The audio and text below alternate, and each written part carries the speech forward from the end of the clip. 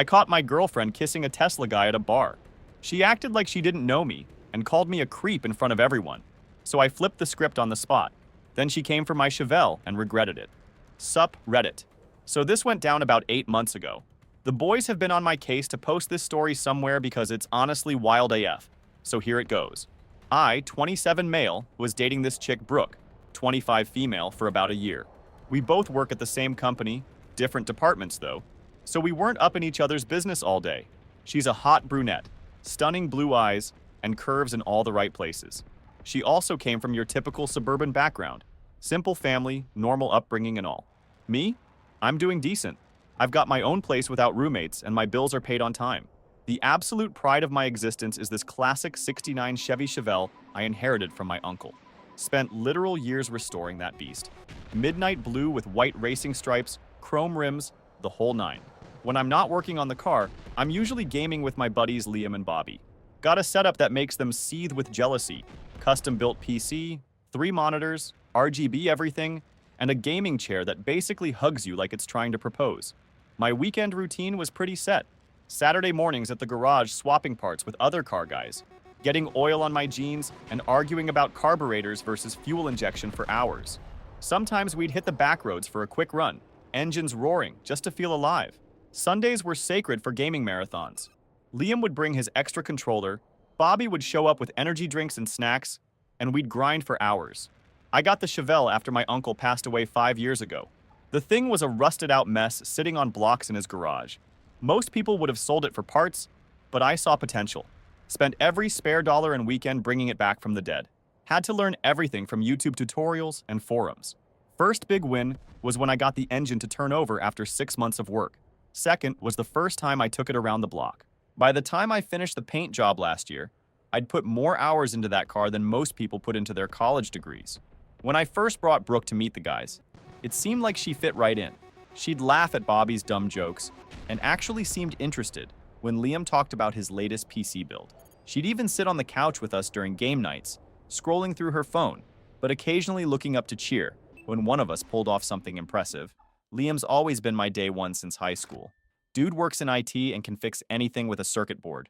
He once rebuilt my entire PC after I accidentally fried the motherboard by trying to overclock it too much. Bobby joined our squad in college. He's the one who's always got some insane story about his weekend, but somehow still crushes it at his finance job. Man can party until 4 a.m. and still send perfectly crafted emails at 7 a.m. No idea how he does it. Things with Brooke seemed cool at first. Weekend dates, weeknight Netflix and chill, you know the drill. But around 8 months in, she started with these comments. Like, don't you think that car's too old? Or, how long are you gonna play that game tonight? Nothing major, but constant little jabs. One time, I was under the Chevelle fixing the exhaust system when she came over unannounced. Just stood there in my garage, sighing loudly until I rolled out from under the car. I thought we were going to that new sushi place tonight, she said. We weren't. We had literally zero plans that night, and I had told her I was working on the car. The weird thing was, I always made time for her. Always. If she wanted to go out, we went. If she wanted to watch some reality show instead of me gaming, controller down, TV on, I'd even take her for rides in the Chevelle, and she'd act like she was having fun, but then later drop some comment about it being such an old man car or whatever. She started forgetting when we had plans too.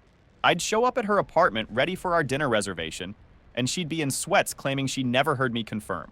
Then I'd show her our texts, and suddenly she'd remember but blame me for not reminding her enough. There was this one time we were at a car meet with the Chevelle. This dude comes up, total gearhead, starts asking me about the engine specs, the restoration process, all that good stuff. Brooke's standing there, visibly bored. Then the guy mentions he works for some tech startup, and suddenly she's all interested, asking for his card for networking, right in front of me. When I brought it up later, she acted like I was being paranoid. The mind games got worse over time. We'd make plans to watch a movie at my place, and she'd show up 2 hours late with some excuse about traffic or work running long. But her Instagram would show she'd been at happy hour with her coworkers. When I'd call her out, she'd flip it around and say I was being controlling for checking her social media. One night stands out in my memory. We were supposed to go to my buddy Mike's birthday thing at this arcade bar downtown. I'd been talking about it for weeks. Day of, she texts me that her mom needs her help with something. A total emergency? Can't make it. I say no problem. Family comes first. 3 hours later, Liam sends me a pic of Brooke at some rooftop bar with her friends. Confronted her the next day, and she gives me this whole speech about how she deserved a night out and was afraid I'd be mad if she told me the truth. Like what? Liam noticed it first. Bro, she's kind of messing with your head, he told me one night while we were playing Warzone. Bobby agreed. Yeah, man, my cousin's ex used to do the same thing. I should have listened. But you know how it is when you're in the trenches. Then the whole show happened on a Friday night. Now I want you to read this with focus because it gets wild, lol. So earlier that day, Brooke told me she was having dinner with some college friends. No big deal. My boy Jake, another buddy from work, and I were gonna hit up this bar called The Local. That morning, I caught her checking my phone while I was in the shower, just straight up scrolling through it. When I asked what she was doing, she said, just checking the time, and put it down. My phone was passcode protected, but I'd made the mistake of letting her see me enter it once. Rookie mistake. Jake canceled last minute. His kid got sick, so I went solo. I walked in around 10 p.m., and I swear on everything I love, the first thing I see is Brooke practically mounting some dude in a fancy suit, hand on his thigh, giggling at everything he said like he was Dave Chappelle or something. You know those moments where your brain just doesn't process what your eyes are seeing? Like it literally refuses to compute the information? That was me for about 10 solid seconds. I stood there for a second trying to compute what I was seeing. Then I walked over. Not angry, not yelling, just confused as hell. Brooke, I said. She looked up at me and for a split second her face said, oh shit. Then she switched up real quick, like someone hit a reset button. Can I help you? She said, acting like she'd never seen me before in her life. The dude with her straightened up. Is there a problem? He had that trust fund energy. Expensive watch, tailored suit, perfect haircut, Tesla key fob sitting on the table. Guy probably had a skincare routine. The type who's never changed his own oil or fixed anything around the house. He's got that smug look of someone who's never been told no in his life. I'm just wondering what's going on, I said, looking right at Brooke. That's when she pulled the dirtiest move I've ever experienced. She turned to Tesla Guy and said loud enough for the whole bar to hear, this is that creepy guy from work I told you about. He's been following me around the office for months. People started staring. The bartender was watching us like he was about to call security. This big dude at the next table turned around, clearly deciding if he needed to play hero. Can you get someone? She said to a waitress walking by. This guy won't leave me alone. A security guy started walking over, hand already on his radio. I could feel my pulse in my ears. One wrong move and I'd be getting tackled by a 250-pound dude with security stretched across his tight black t-shirt. The waitress was already reaching for her little walkie-talkie. Two guys at the bar were standing up, probably thinking they were going to be heroes tonight. And Tesla Guy was sitting there with this smug look on his face, like he was enjoying watching this random creep get what was coming to him.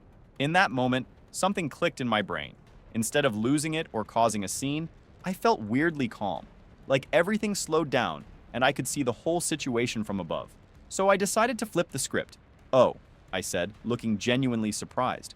I didn't realize you had a boyfriend. Tesla Guy looked confused. He glanced at Brooke, then back to me. Wait, do you two know each other? The security guy paused, watching this unfold. The waitress hung back, notepad still in hand, waiting to see if she needed to call the cops. Brooke jumped in. No, he's just some weirdo from... We work together, I said calmly. Marketing department, different teams. I looked at Tesla Guy with this apologetic expression. Man, I'm really sorry. If I'd known she was with someone, I never would have hooked up with her last weekend. The look on Brooke's face was priceless. Mouth open, eyes wide, like she was buffering. The security guy crossed his arms, suddenly interested in what was happening. Tesla Guy's expression hardened. What are you talking about?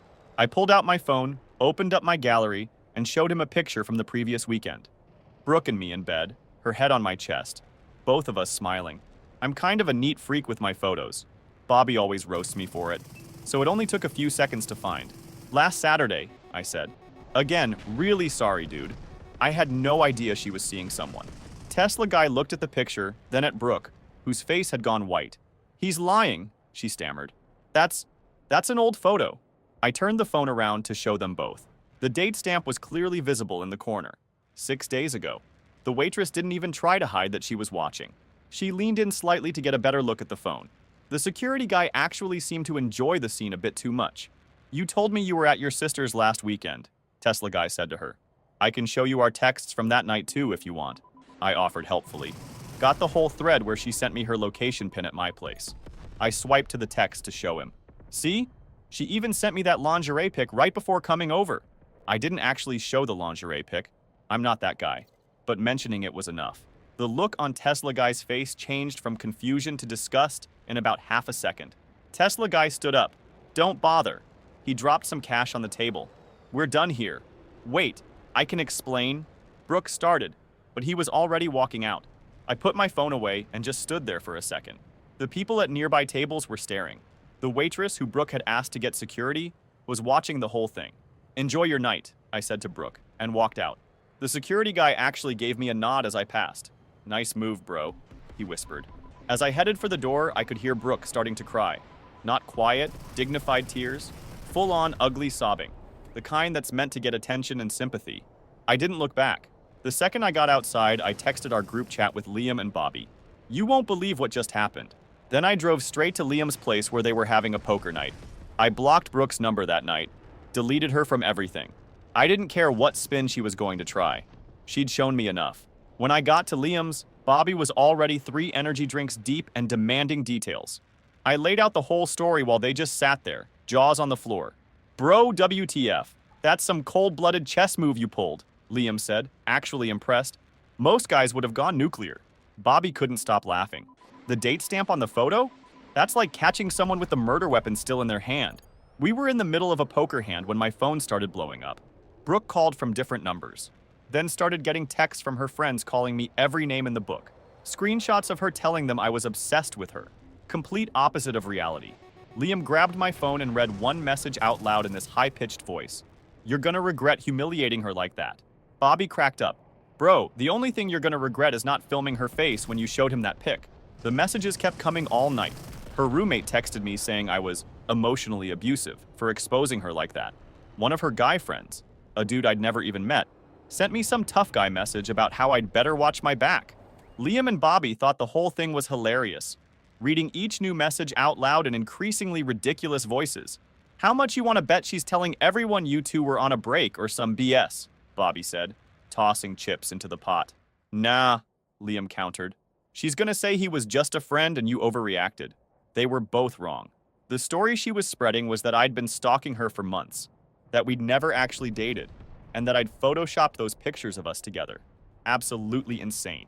On Monday, I showed up to work early, requested a desk move to the other side of the floor, told my manager I needed to sit closer to the design team for a cross-functional campaign. He didn't ask questions. No one did. I spent the morning setting up my new desk, grabbing my stuff from the old one, and connecting all my monitors. The IT guy helped me with the network setup, and by lunchtime, it was like I'd always been on the other side of the office. The silence probably bugged her more than anything. For about 2 weeks, she tried everything to talk to me. Showed up at my desk, waited near the coffee machine, cornered me near the elevator. I kept it clean. I'm busy. I have a meeting. Not interested. The more I ignored her, the more unhinged she got. Then her best friend Kayla started running her mouth. She worked in HR and had always had this smug, know-it-all attitude. The kind of girl who thought a guy with a classic car was automatically compensating. I overheard her once in the break room whispering to Brooke, "You should have ghosted him way earlier. That whole gamer thing is a red flag." She started scheduling fake meetings with me to trap me in conference rooms. One time I walked in, and it was just her sitting there. "We need to talk about what happened," she said. I just turned around and walked out. The worst was when she tried to corner me in the parking garage after work. I was heading to my car, keys in hand, when she appeared from behind a concrete pillar, like some horror movie villain. "You need to hear my side," she said, blocking my way to the driver's door. I just walked around to the passenger side and got in that way, locked the doors, and drove off while she stood there yelling. One morning, I came in to find a handwritten letter on my desk. 4 pages, front and back, of her explaining how I'd misunderstood everything and how she was just trying to protect herself at the bar. Didn't even bother reading the whole thing. Took a picture, sent it to Liam and Bobby with the caption LOL, and then shredded it. Bobby works in the same building, different company, and we'd meet for lunch sometimes. One day he saw Brooke trying to corner me in the lobby.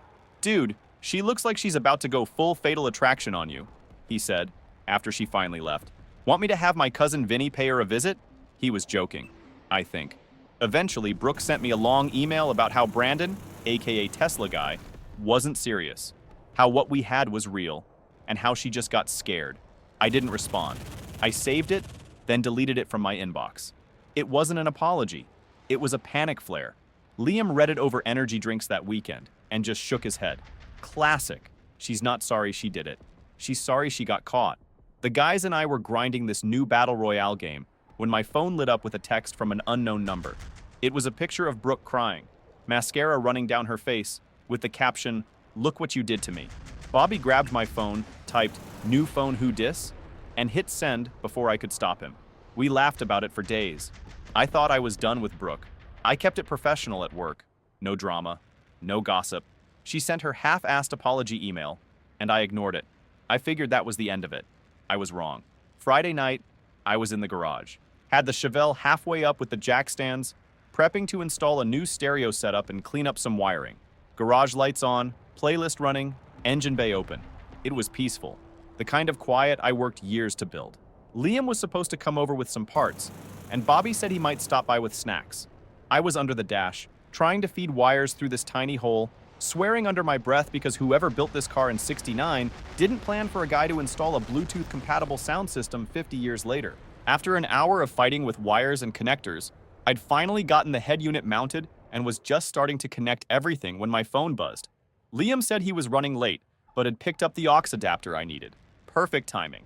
Then I heard a car door slam, and someone pounding on my front door. It was Brooke.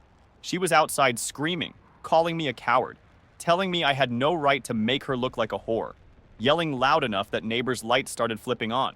Mrs. Johnson from next door actually came out onto her porch in her bathrobe, watching the whole thing. I didn't open the door. I didn't even say anything. I turned the music volume up until she's gone. I wasn't in the mood for drama. Then I heard it. A loud smack, followed by something that didn't sound right. I walked out the side door and froze. She was already in her car, speeding off. The Chevelle was sitting in the driveway, coffee dripping down the hood, a busted drink cup on the ground. And then I saw it. A freaking scratch. A deep, ragged line running right across the passenger side door. Fingernail deep. Clear coat, paint, everything.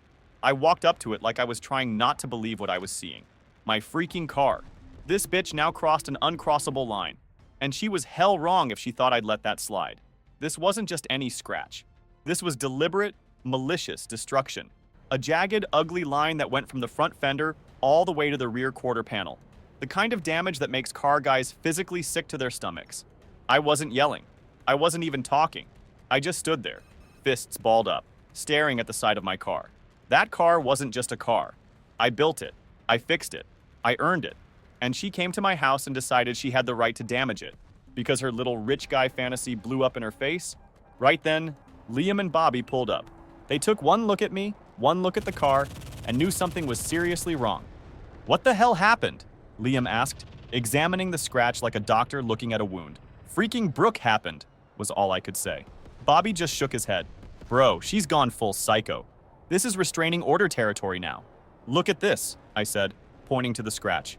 "Do you know how many hours I spent on this paint job? I had to color match the original factory paint. Had to special order it from this guy in Michigan, who mixes it by hand. Applied 6 coats by myself." Liam ran his finger along the scratch. "She got it good, all the way down to the metal in some spots." "My phone," I said suddenly, running back into the garage. "Please tell me it caught everything." I went straight inside and pulled the security cam footage. I'd installed a system after someone tried to break into my neighbor's place last year. Best $200 I ever spent. Yup, the stupid brat forgot I had security cameras. Full view. Clear as daylight. Her face, her car, the drink, the damage. The footage even caught her taking her house key, the one I never asked for back, and dragging it along the paint. All of it was recorded in 1080p with night vision. "Holy shit," Bobby said, watching the footage over my shoulder. "She straight up keyed your car on camera. That's like criminal stupidity right there." The video was crystal clear. Showed her pulling into my driveway, pounding on the door, screaming for about 5 minutes, then throwing her coffee at the car. But the best part? The HD close-up of her taking out her key, looking directly at the camera, and then deliberately dragging it along the side of my car. Couldn't have asked for better evidence if I'd scripted it myself. Then I called the cops, filed a police report that night. The responding officer didn't need convincing. Once he saw the footage, he just nodded and said, "Yeah, she's gonna have a bad week." He stood there watching the security footage, writing in his little notepad. Classic vandalism, open and shut, he said. We'll send someone to pick her up in the morning. The cop actually whistled when he saw the Chevelle. 69? He asked. When I nodded, he shook his head. Damn shame. These aren't easy to find in this condition anymore. He took photos of the damage from multiple angles, had me fill out some paperwork, and told me to follow up with the prosecutor's office in a few days. Bobby, who knows a guy who knows a guy, he always does, got me the number of a decent lawyer, just in case. My cousin used him when his neighbor cut down his prize oak tree, Bobby explained. Got the guy to pay 3 times what the tree was worth, plus had to plant a new one. Dude's good. I called the lawyer first thing Monday morning. He listened to my story, asked about the evidence I had, and said it was pretty much a slam dunk case for both criminal charges and a civil suit for damages. Keep that video, he warned, and make backups. Multiple backups. Next stop, HR. I wrote a formal complaint to our department lead, copying our HR rep. Explained everything. How I had been falsely accused in public by a coworker, how she escalated it by damaging my personal property, and how I had a police report and video to back it up. I let the evidence talk. Attached the security footage, the police report, and photos of the damage to my email. Added in screenshots of texts she'd sent me after I blocked her number. Used her own words against her. By Monday, Brooke was out. HR didn't make a scene about it, but her desk was cleared and her access card didn't work anymore. No one said anything official. They didn't need to. I heard through the grapevine that security had to escort her out when she showed up that morning. Apparently, she tried to say I was setting her up. The HR lady just played the security footage of her keying my car on the conference room TV and asked if she had anything else to add. According to my buddy in IT who sets up the conference room tech, she went from defiant to defeated in about 30 seconds flat. Started with the whole "he's obsessed with me" routine, ended with being walked to her car by security with a box of her desk plants and photos. She tried reaching out again, email, texts, even showed up at work one day, accidentally, before being escorted out. I'm sorry about your car, she texted from a new number, but you humiliated me in front of everyone. I just forwarded it to my lawyer without responding. 2 weeks after filing the police report, I got a call from the detective handling the case. They'd formally charged her with criminal mischief and vandalism. She'd been arrested, processed, and released on her own recognizance. Court date was set for the following month. Meanwhile, my lawyer had filed the civil case for damages. We had an itemized list of repair costs, including the custom paint, professional detailing, and even compensation for loss of use while the car was in the shop. Then came small claims court. I had my documentation, my receipts, and a detail shop invoice for repainting the passenger side and buffing the damage out. I even brought before and after photos. Judge didn't need long. She was ordered to pay every cent. The judge didn't buy any of Brooke's excuses. When Brooke tried to say it was an emotional reaction to me stalking her, the judge just held up the security footage stills and asked, "Is this you deliberately keying his vehicle after trespassing on his property?" Brooke tried to argue that I'd emotionally abused her by embarrassing her at the bar. The judge wasn't having it. "So your response to alleged embarrassment was to commit vandalism?" the judge asked. "That's like saying someone cut you off in traffic, so you followed them home and slashed their tires." She mocked the car. Then she paid to fix it. Liam and Bobby came with me to court for support. After the ruling, Bobby just grinned and said, "Poetic justice hits differently." The judge ordered her to pay $3,200 for the repairs plus court costs. When she claimed she couldn't afford it, the judge set up a payment plan, $500 a month until it was paid off, plus interest. On the way out, Brooke tried to approach me in the parking lot. "This isn't fair," she said. "You're ruining my life over a stupid scratch." I replied, "Yup, this is what happens when you touch my car. Get lost." Then I just got in my car and drove away. Nothing more to say. Later that night, I got an email from her with the subject line, "I hope you're happy." Inside was just a screenshot of her bank account showing the first $500 payment to me. I didn't reply, but yeah, I was pretty happy. That was months ago. I've been doing good since. No girlfriend, no drama, no fake apologies, just peace. Work's been solid. That campaign I was grinding when this all started, it crushed. Got me a raise and a promotion, moved into a better office, got more remote hours, and finally stopped eating sad desk lunches.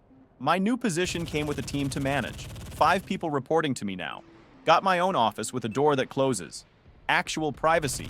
No more open floor plan BS where anyone can just walk up and start talking. The promotion came with a nice pay bump too. Not life-changing money, but enough that I could finally afford some of those car upgrades I'd been planning for years. First paycheck with the new salary hit my account, and I immediately ordered parts I'd had sitting in my online cart for months. Put some of that raise into the Chevelle. New sound system, leather redone, full detail job. Had the paint matched and corrected, then hit it with a ceramic coat. She looks better now than the day I pulled her out of storage. The ceramic coating was a game changer. Water beads right off it, and minor scratches buff out like nothing. Cost a small fortune, but worth every penny for the peace of mind. Plus, it makes the midnight blue paint look so deep you could dive into it. Liam helped me install some upgrades to the engine too. Nothing crazy, just some quality of life improvements that make her purr like a jungle cat. We spent a whole weekend replacing the carburetor with a more efficient one, upgrading the intake manifold, and adding a performance chip that boosted the horsepower by about 15%. The day we finished, we took her out on the empty stretch of highway past the industrial district, hit 110 miles per hour before backing off. The sound of that engine at full throttle is better than any music. Bobby recorded it on his phone from the passenger seat. You can hear him yelling, "Holy shit, dude," over the engine roar as the speedometer climbs. Posted that clip online and got a bunch of car guys asking for build details. Took her to a classic car show a couple towns over. Drove in early, parked next to a lineup of Camaros and Mustangs.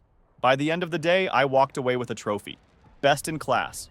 The car show organizer was this old timer who'd been rebuilding classics for 40 years. He spent like 20 minutes looking over my engine bay, nodding approvingly. "You don't see craftsmanship like this much anymore," he said, handing me the trophy. Gaming setup got a refresh too. New GPU, new headset, bigger monitor. Me, Liam, and Bobby have been grinding this new game after work. No drama. Just trash talk, cracked knuckles, and clean wins. Last week, Bobby clutched a 1-4 in the final circle, and we lost our minds. Neighbors probably thought someone was being murdered with how loud we were screaming. Also, I had this unexpected encounter a few weeks back.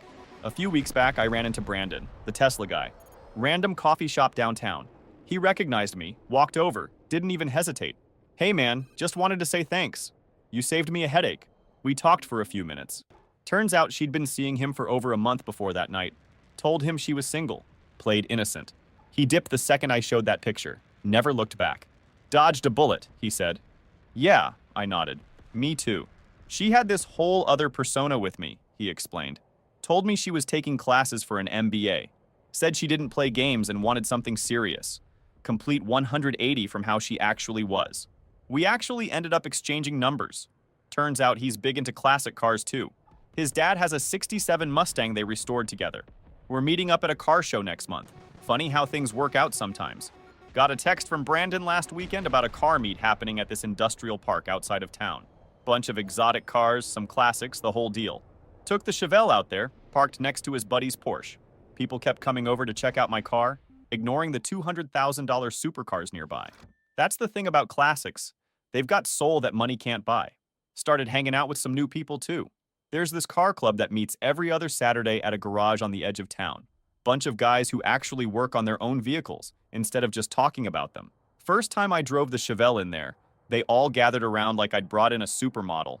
Spent 3 hours just shooting the shit about compression ratios and valve timing. My kind of people. Last weekend, Bobby's girl brought her friend Sarah to our monthly poker game. She was cool, knew her way around a Texas Hold'em table, and took $40 off me fair and square. Didn't once ask when we were going to be done or complain about the chips and dip dinner options. We exchanged numbers, maybe gonna grab dinner next week. No rush though. We were all at Liam's place for our weekly game night when someone brought up Brooke. Hadn't heard that name in weeks, to be honest. Apparently she'd been posting these cryptic karma will get him type messages on social media. Couldn't care less. While she's still making payments on my car repairs, I'm living my best life. Some days I think about how different that night could have gone. I could have yelled. I could have begged, but I just pulled the reverse card. I let the facts do the talking. And when she came back angry, I didn't match her energy. I hit her where it actually hurts. Quietly, permanently. I didn't need revenge. I just made sure she got what she deserved. So that's my story, Reddit. If there's a lesson here, it's this. Document everything. Install security cameras, and never let anyone make you question your own reality. And maybe, just maybe, never date a girl who thinks a Chevy like mine is too old. Edit 1. No, I didn't press criminal charges. The civil case and getting her fired was enough for me. I'm not looking to ruin someone's life completely, just had to teach her a lesson. Edit 2. For the people saying this is fake, believe what you want. I wish I had made this up. Edit 3. I read most of your comments, and I can't believe how many of you have similar stories. Dating really is a war zone these days.